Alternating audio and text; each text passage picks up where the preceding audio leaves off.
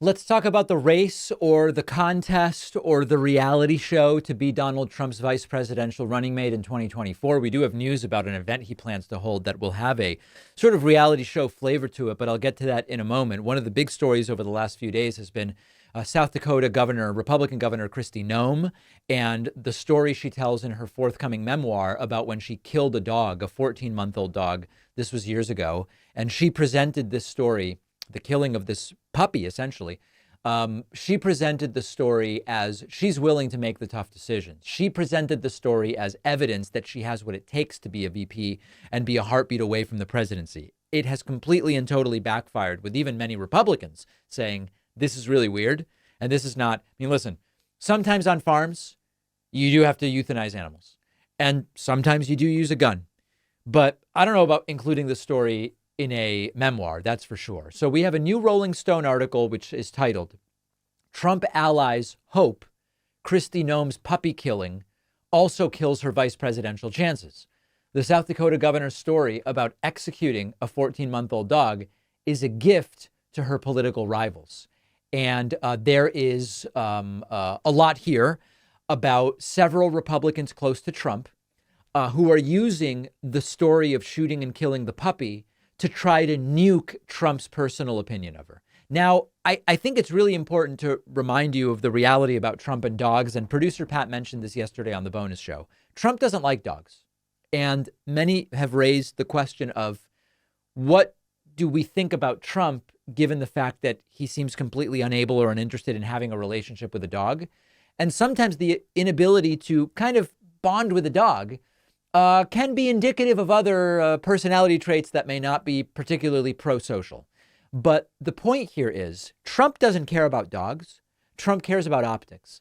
And if Trump can be convinced that Kristi Noem's inclusion of the dog killing story in her memoir hurts her as a vice presidential pick, and thus it would hurt Trump to pick her, then it is likely that Trump would not select her as his vice presidential running mate.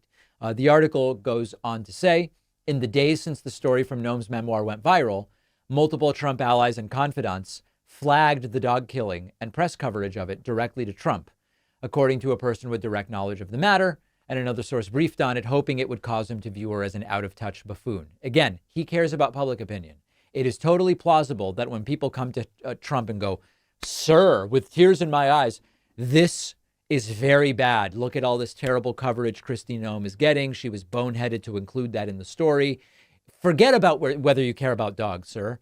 This would be a very bad choice for you.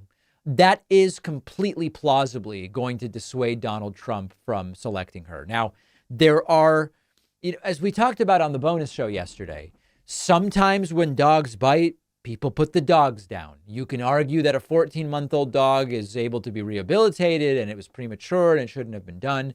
The point here is, not only is it bad judgment to include it in your memoir at all, it's also bad judgment to include it as evidence that you can make the tough but correct decisions if you are to be in a position of power. She did not prove her point by including the dog killing story, that she's likely to make good, responsible, respectful decisions as vice president of the United States. Now, in full disclosure, the sources in the Rolling Stone article admit they are lobbying. They already didn't like Kristi Noem. They were already lobbying Trump to select other people. I am increasingly leaning towards Trump must be seriously considering Tulsi Gabbard as his running mate. We'll find out soon enough. But in the meantime, very interesting things going on at Mar-a-Lago. It is time to start thinking like voters and to make sure that kids understand the importance of voting, how it works, registering, ballot initiatives, because so many kids just have no idea. That's why I wrote the new children's book, Think Like a Voter. I can think of no better time and no more important group of folks to try to reach. The book is now available at davidpakman.com/book, where, by the way, you can get the first two books in the series as well. Think Like a Detective and Think Like a Scientist. Really important stuff. Donate them to local libraries, classrooms, read them with the kids. davidpakman.com/book.